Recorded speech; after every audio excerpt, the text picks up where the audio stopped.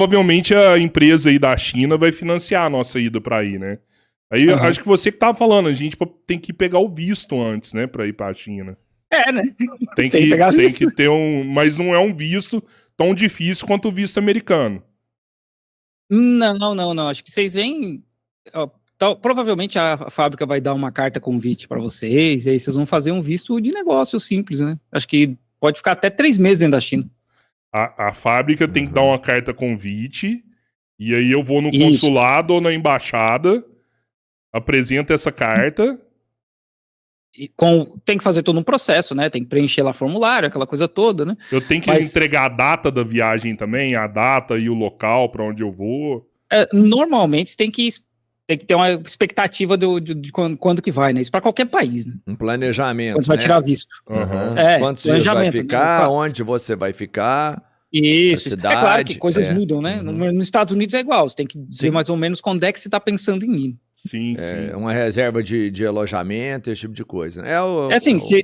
Vocês não são obrigados a pegar o visto de negócio, né? Vocês podem pegar um visto de turista e vir aqui só visitar a fábrica, também é normal. Mas também vocês têm essa opção do cara dar uma carta convite e vocês virem com o visto de negócios com a ideia de visitar esse cara. Então, o que é o mais simples aí? O visto de negócio ou o visto de turismo? Aí eu não sei, cara. Aí é melhor conversar com algum agente de visto aí no Brasil para... E a entrada é tranquilo aí. A hora que for de boa também, vem um policial federal conversar com a gente. Se for colombiano, sim. Colombiano, cara. Colombiano aqui na China... A minha ex-namorada era colombiana, toda vez que ela cruzava a fronteira, levava ela pra uma salinha, fazia um monte de pergunta. Toda vez. E com você, não? Não, eu nunca tive problema. Aí, por que esse receio com a entrada do colombiano? Por que será, né? O que será que eles produzem na Colômbia? Guerra. Tá achando que tá trazendo algo de lá? Pode ser, né? Pode ser. A Colômbia é o país base, né? Da pasta base, vamos falar sobre isso, assim, né? Não só lá, né? Mas assim, esse é um dos problemas, né? Mas se vocês vierem pra cá... Vocês sabem onde é que é a empresa, não? Que lugar que é, que cidade que é, não? É em Guangzhou, é aí mesmo, onde você então, tá aí. Vocês vão entrar aqui na minha cidade. Sim. E você já achou um boteco, copo sujo pra gente? Então, tem que achar que antes na cidade que eu morava, eu sabia onde é que tinha uns pés sujos lá, aquelas cadeiras de plástico, sabe? Nossa. Eu sabia onde é que tinha. Aqui eu tenho que achar, tem que ser nos bairros mais afastados, né? Que agora eu moro no centro até para facilitar a minha locomoção, aqui no centro não vai ter. Mas será que existe assim, com cadeira de plástico desse jeito? Claro. Manda uma foto aí antes aí pra gente. Aí. Os tiozinho... se você assistiu o vídeo das religiões ali, que eu fui visitar templo, eu visitei por acidente, tá? Eu era para visitar uma igreja, um templo budista e uma mesquita. Eu consegui visitar 2 igrejas, 2 templos budistas, um templo taoísta e uma mesquita. Ali dá para ver a China antiga, porque aquele bairro é muito antigo. E aí tem vários tiozinhos, assim, jogando xadrez chinês, que é um outro tipo de xadrez. E assim, pé sujo, os caras sentados num banquinho de plástico, jogando ali o xadrezinho, tomando chá. Que é muito fácil sentar ali com eles e pedir uma cerveja, por exemplo. Deixa eu te perguntar uma coisa. Se eu for pra ir e encher a cara e tomar cachaça, e no dia eu for dirigir, não tem problema não, né? Porque... Tem, né? Vai preso, né? Lembrando de... Não, mas no outro dia. Porque se eu fumar maconha antes, depois chegar aí com o cheirão da maconha, eu vou me lascar. Mas eu já nem... Depois. O álcool já vai ter saído do seu corpo, né, mano? Mas mesmo assim, eles não fazem teste pra álcool, assim. O cara vindo do Brasil, eles não fazem teste pra maconha também. O negócio mesmo é assim, mais da Tailândia, porque eles sabem que na Tailândia agora é liberado. E muita gente vai pra Tailândia já com essa intenção. Entendi, já pra quebrar o hábito disso, na verdade, não é? É tipo assim, porra, não vai fazer isso aqui não, que vai dar merda. Tirar o hábito das pessoas saírem de lá pra ir lá consumir drogas e voltar. Não, assim, como eu falei, eu acho errado, né? Porque assim, você não tá consumindo na China, você tá consumindo na Tailândia. Então, assim, não deveria ter problema nenhum. Mas a China enxerga dessa forma. Ô, Felipe, como que é a relação do chinês com o japonês, hein? De modo geral, a China não tem problema, os chineses não tem problema com ninguém, sabe? Agora eles têm um pouco de receio com os Estados Unidos, né? Principalmente depois da primeira posse do Trump, do primeiro mandato dele. Mas, de modo geral, eles não têm problema com o japonês. Porque eles sabem que o japonês que está vivo hoje não foi o japonês que matou 20 milhões de chineses na Segunda Guerra Mundial. Eles têm muito receio ainda com o governo japonês, porque muito convenientemente, o partido que controla o Japão desde o fim da Segunda Guerra Mundial é o mesmo, tá? Todo mundo fala que a China é uma ditadura, porque é o mesmo partido que controla o país. Ué, o Japão é a mesma coisa e não é ditadura, né? Porque tem uma eleição que magicamente elege sempre o mesmo partido. Magicamente. Coincidência. E esses caras que estão no poder no Japão são os caras que mataram os chineses na Segunda Guerra Mundial, que os Estados Unidos salvaram numa missão gigantesca, salvou todos esses fascistas, leva de volta pro Japão pros caras controlar o país. Colocou no poder lá. Isso, colocou de volta, né? E esses caras devem ter orgulho de ter torturado chinês, né, velho? Tem. Os caras devem ter orgulho pra caralho de ter ferrado com o chinês. Por isso que eu falo assim, como que é a relação? Porque, pô, o chinês deve saber disso muito mais que a gente. Ó, que cara ali, governo fascista, e ainda tem orgulho de ter torturado a gente, velho. Mas eles não julgam a pessoa em si, né? Assim, um cidadão comum japonês que vem pra cá, eles não vão julgar o cara, né, sabe? Porque assim, pô, eles não conhecem esse cara, eles não sabem a história desse cara. Se for alguém conhecido, que já falou alguma coisa, aí tudo bem, né? Mas o cidadão japonês comum, não tem problema. Tanto que tem muito turista chinês no Japão. Principalmente no inverno, que o pessoal vai esquiar lá, tem muito, cara. Porque eles entendem que tem essa separação entre o que o governo fez e algumas visões do governo japonês hoje e da população normal, né? Não necessariamente a população toda concorda. Assim como tem gente na China que não concorda com o Partido Comunista Chinês e tá tudo bem, sabe? Mas se o cara chegar aí e começar a dar essa ideia fascistoide assim, o chinês tem ciência do que ele tá falando ali, né? Quando vocês assistem filme de Segunda Guerra Mundial, que tem alguma coisa na Ásia, tem uma bandeira japonesa, que é aquela bandeira com o sol e os raios saindo, né? Essa é a bandeira fascista do Japão. Teve um turista italiano que foi numa atração turística aqui, vestindo uma camiseta dessa, os chineses pararam o cara, fizeram o cara tirar a camiseta. Porque então, na China é ofensivo. É tipo ir num país, sei lá, na Polônia, com uma camiseta nazista. Sim. O sol nascente. Então, o sol nascente é o símbolo do pior, tem uma bandeira no Japão. Eu já vi. E tem ali um sol com vários raios saindo. Essa bandeira é uma bandeira de um símbolo fascista, que é o símbolo da dominação dos japoneses aqui na época, né?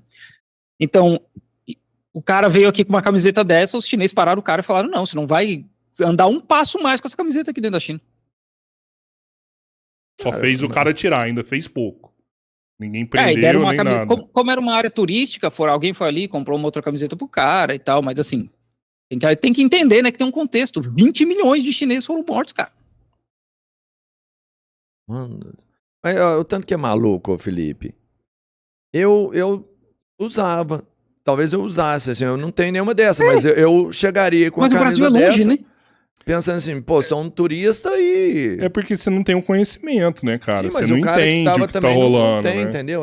Você não entende. Agora, isso faz parte... Aqui, ó, o Pedro pôs aqui a foto aqui. Então... Isso faz parte do contexto dos caras, entendeu? Os caras... Mas o que os chineses vão fazer? Os chineses não vão agredir o cara, por exemplo, porque eles entendem. Pô, o cara talvez não saiba. Mas eles vão falar, bicho, aqui você não pode andar com essa camiseta. Você vai ter que tirar e nós vamos te dar outra camiseta, mas você não vai mover 1 metro enquanto estiver vestindo essa camiseta. Eu acho que tem um X-Men que era um japonês e ele tinha esse símbolo no peito dele. O Solaris. Mas pode ser, né? Solaris não é... O Solaris era um japonês. Ele era japonês e ele tinha, se não me engano, ele tem essa coisa aberta no peito dele, hein? Não sei, também não sei. Ajuda aí, chat. Me veio uma pequena lembrança aqui. Uma pequena lembrança disso. Se for, é estranho. Porque aí a gente tá falando Pedrão de um já falou que é diferente aqui. Ó. Não é isso, não. Cantou a Pedro aí. É porque a gente fala de um personagem que foi criado por um americano, né, num contexto que hoje eu começo a desconfiar de tudo praticamente. Mas o americano também bate palma pra essa porra aí, velho. Sim, ó. Errei realmente, não é isso. Pode ser, né? Pode ser. Mas lembra. Sim, mas pode ser muita coisa, né? Eu lembrava dos riscos brancos, assim, ó. Eu achei que talvez fosse uma alusão. Mas não tem nada a ver com o sol nascente, né? Não tem, mas você lembrou, porque você viu só lá. Só geometria ali é parecida. Eu me lembrei e falei, porra, eu acho que ele tinha. Sim. E agora eu já entendendo algumas coisas, eu já começo a acreditar que não é por acaso, entendeu? É uma historinha que você coloca ali, é um fato que você conta de lá, você vai tendo manipulação e chega no final que, pô, quem tá vivendo é que sabe, né? Onde a correia aperta. Saiu uma matéria no jornal chinês ontem, falando que a China ela é capaz de garantir o fornecimento de alimentos e energia, mesmo sem importação dos Estados Unidos. Né? Porque eles vão comprar de outros, né?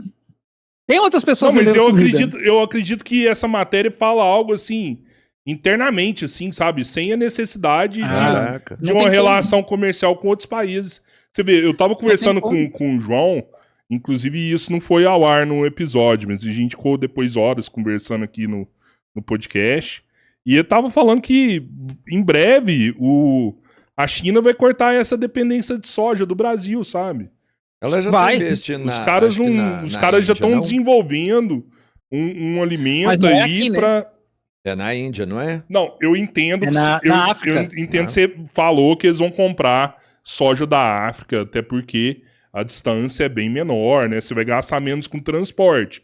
Mas mesmo assim, a gente estava conversando, o João falou que em breve eles vão produzir o próprio alimento do porco aí dentro, sabe? Desenvolvendo um alimento diferente da soja, né? E os caras estão reflorestando a China, velho. Né? Você pegar aí, igual você falou no começo aí, as áreas desérticas da China, eles estão acabando com essas áreas. Em breve vai virar floresta e em breve já vai estar pronto para plantio também. Não tudo, né? Não tudo, né? Não, são duas coisas diferentes. Existe um deserto normal, né? O deserto que é parte do bioma da China, que é o deserto de Gobi, e não tem que reflorestar o deserto de Gobi. Tem partes da China que sofreram desertificação, essas partes sim estão sendo reflorestadas, mas é para floresta, não é para plantação, né? Um fator importante, talvez, no que está se falando, que eu não sei, né, da conversa que tu teve com o João, é que a população da China está caindo. Né? A projeção para daqui 70 anos é que seja, tipo, 800 milhões de pessoas. Hoje é 1,4 bilhão. Então, talvez daqui 70 anos a China consiga alimentar todo mundo sem precisar de nada de fora. Daqui 50 anos, talvez. Mas hoje não tem como, né? Hoje não tem como. Amanhã não tem como. Talvez em 50 anos tenha. E não existe uma preocupação com a população envelhecendo e a taxa de natalidade diminuindo? Tem, claro, né? O governo tem um monte de trabalho aí que a gente enxerga que, assim, eu não sei. A China é uma sociedade muito tradicional, a família tradicional chinesa, né? Então eles investem muito em questão de casamento. Eles querem que as pessoas casem para ter filho. Só que a gente sabe que não precisa casar para ter filho, né? E não é fácil aqui ter filho sem ser casado. Uma mulher solteira querendo fazer fertilização in vitro, não é fácil, cara. Então a China tem que facilitar essas partes, além de facilitar o custo de educação, que ainda é uma parada muito cara, as pessoas trabalharem menos horas, tem que investir primeiro nisso, ao invés de ficar reduzindo a idade oficial para casamento, por exemplo, que era 21 anos, agora 18. Uhum. Então tem muita coisa... Mas deve ter um incentivo também a cada filho que a pessoa tem, né? O casal tem. Financeiro? Não. Financeiro não tem? Eu acho que do governo federal não tem. Pô, é isso que precisa pra incentivar, pô. Não, cara, o que precisa, é assim, eu conversando com a minha professora de chinês, o que precisa é a pessoa trabalhar menos, né? Quem trabalha 996 e chega em casa vai dar conta de criar filho. Não tem como, isso aí precisa de uma escala 4x3 aí, né? Eu vi uma vez uma parada que eu achei, pra mim fez muito sentido. Não é real, então, que, tipo, por exemplo, se você tem só um filho na China, é como se o Estado provesse tudo que você precisa, escola, alimento, tal. Se você tivesse 2, você perderia todos os benefícios, por exemplo, escola e tal, e não ganharia nada, e você teria que subsidiar os 2. Se você tivesse 3, por exemplo, você não teria os estados, teria que subsidiar os 3 e ainda bancar mais, por exemplo, um outro filho de uma outra família. Eu nunca ouvi falar disso. Sabe, na época que tinha, porque a China já teve um controle de natalidade. A lei do filho único? Ah, tá. Assim, a lei do filho único, como a maioria das leis da China, é uma direção que o governo central dá, e cada província, cada cidade, cada distrito vai adaptar de acordo com a realidade deles ali, né? Porque não dá para aplicar a mesma lei de Pequim, que é uma cidade com 30 milhões de habitantes, na cidade que eu morava, que tinha 4 milhões. Então, assim, claro que assim, dependendo da lei, né? A lei, olha, não pode matar ninguém, é a mesma lei para o país inteiro. Agora, esse lei de controle de natalidade, né, tem particularidades. O pessoal da roça, por exemplo, podia ter 2 filhos se a primeira filha fosse menina. As minorias étnicas nunca tiveram um limite. Então, tem cidade que aplicava multas absurdas, como Pequim, justamente porque é perto do poder. Então, o cara que tinha lá... Teve a história de um cara que teve 7 filhos, e o cara ia ter que pagar, tipo, 400 mil de multa. Um negócio absurdo. Aí, uns advogados pegaram essa causa pro bono e processaram o governo, porque, assim, era inviável o cara pagar. Impensável. Mas na cidade que eu morava, era, tipo, coisa de $50. Que naquela época era muito dinheiro, né? Nos anos 80. Mas era pagável, digamos assim. Sei, mas então, $50 ainda é muito dinheiro pra mim até hoje, hein, Felipe? É porque isso aqui é melhor do que aqui, velho. Então, assim, dependia muito da cidade, a política mudava. Então, eu nunca ouvi falar nisso que você falou, eu posso até perguntar para os chineses aqui, mas eu sei, por exemplo, hoje, né, a educação na China são 9 anos gratuitos. Ali, escola, até chegar na universidade é tudo gratuito. Não paga nada. Entendi. Sabe? A base escolar, a criança nasceu, teoricamente, ele está garantido o ensino. Até a universidade, sim. E a universidade é cara? Não. A universidade, coisa de 35 mil por ano, 35 mil RMB, deve dar aí uns 32 mil reais por ano, mais ou menos. Tá. E as tem universidades mais top do mundo. E tem uma influência do governo, tipo, ó, a partir desse momento, a gente tá precisando de mais veterinários. Então, vamos dar um incentivo para esse curso. Ó, tem muito veterinário, agora a gente precisa de mais administrador. Vamos incentivar esse curso aqui também. A gente tá vendo isso para inteligência artificial, desenvolvimento de chip, engenheiro de software, de chips, essas paradas assim, né? O governo tá investindo pesado nisso já há uns anos. Para formar a gente aqui. O governo vai interferindo nessas decisões. Claro, que é para a direção do país. Né? Eu ouvi falar que todo membro do partido chinês tem pelo menos um doutorado. Não tem não, cara. Não? Eu sei que são muitas pessoas, né? São 100 mil pessoas, se não me engano. Eu trabalhava com vários membros do Partido Comunista, um dos caras não tem nem universidade, cara. Pô, de onde que inventaram isso pra mim, velho? Da mesma forma que inventam qualquer outra coisa. Como a China é muito longe e é difícil verificar a informação, é muito fácil inventar qualquer coisa, é só falar com convicção, cara. Eu achei isso do caralho a hora que me falaram isso. Pô. Isso não é verdade. Eu tipo de informação a maioria que eu não duvido daí. Muita gente que está no partido só entrou no partido porque tinha que cumprir cota da universidade, por exemplo. As universidades têm cota de membros para entrar. Então eu conheço gente que só entrou porque é a minha universidade, aqui eles têm muito esse sentimento disso, né? Como tem nos Estados Unidos, né? Pô, estudo nessa universidade, então é a minha universidade, eu quero devolver de alguma forma. O cara vai e entra no partido pela universidade, mas assim, ele não milita, não faz nada. É um membro do partido. O partido tem uma cota. O partido tem uma cota, ele tem uma vantagem. Quem é membro do partido tem um benefício. Não, mas você falou que tem uma cota, ele não tem uma cota, então, para entrar na universidade? A universidade precisa cumprir uma cota de pessoas que tem que entrar no partido. Ah, tá, entendi. E aí, essa minha amiga, ela entrou na universidade, entrou no partido para cumprir essa cota, porque ela sentiu assim, pô, da universidade. Eu vou ajudar a minha universidade, porque a universidade está precisando, então eu vou entrar no partido. Mas ela não milita, todos os membros do partido pagam uma taxa a mais por serem membros do partido. E é claro que se um dia precisar, né, se um dia o partido chamar, ela vai ter que atender. Por exemplo, quando fecharam o Wuhan, na Covid-19, lá em 2020, o partido juntou 30 mil médicos, enfermeiras e agentes da saúde, 30 mil do país inteiro, e mandou para o Wuhan. A maioria era membro do partido. Os pais da minha professora de chinês, eles são professores, eles largaram o trampo deles e ficaram trabalhando só de voluntário por um bom tempo, porque os dois são membros do partido. Você não pode entrar no partido, não? Cara, existe uma brecha, porque o partido chinês aceitava estrangeiro antes, lá no começo. Então existe uma brecha, mas assim, cara, você tem que fazer alguma coisa muito, muito, muito, muito foda pra China aceitar. Não, é praticamente impossível. Você tem vontade de entrar? Não, sim, porque foda, não tem vantagem nenhuma, né? Mas você ia ser muito mais foda, Felipe, se você entrasse, velho. Se eu for pensar nesse sentido, questão de conteúdo, etc. Você ia ser foda pra caralho, pois é, então.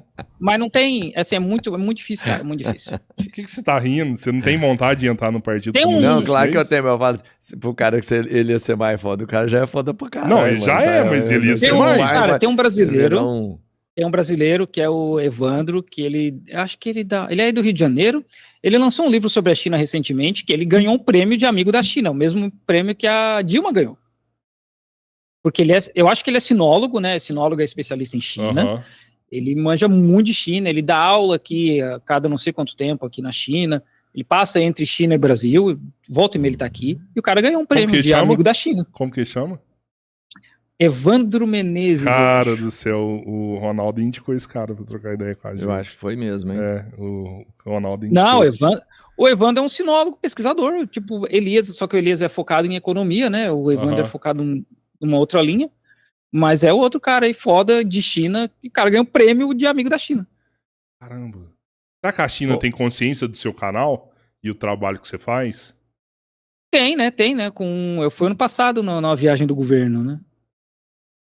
Eles por conta do seu canal? Isso. Eles entraram em contato com você?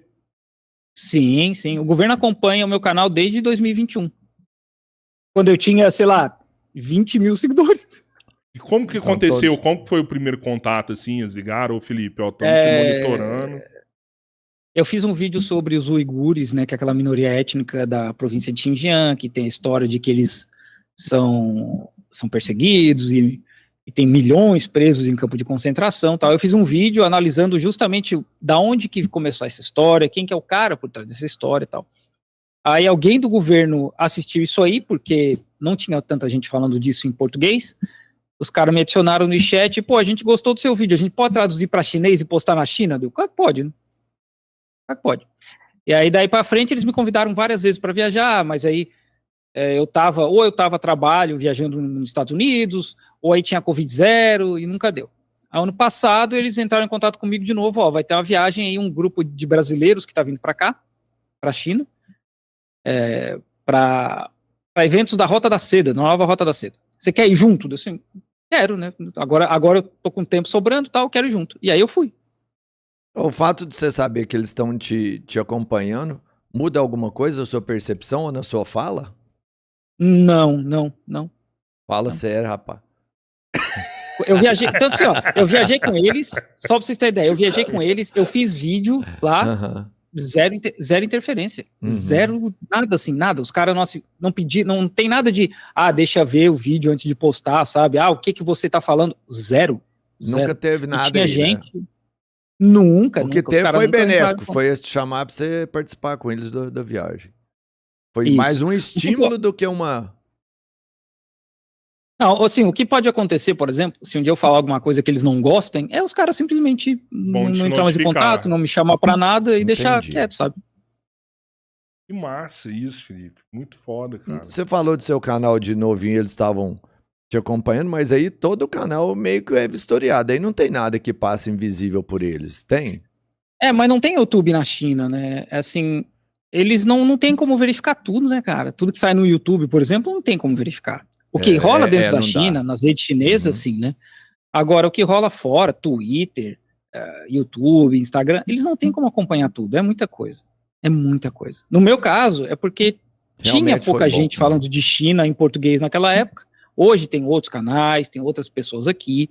Então era mais fácil, né? Agora, não tem como eles acompanhar tudo que rola na internet, cara.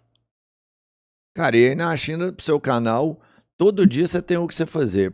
Tipo assim, todo dia surge uma oportunidade nova. Eu falo desenvolvimento mesmo, porque, igual o Cabeleira falou, a cada 14 dias tem uma coisa nova pra você mostrar aí.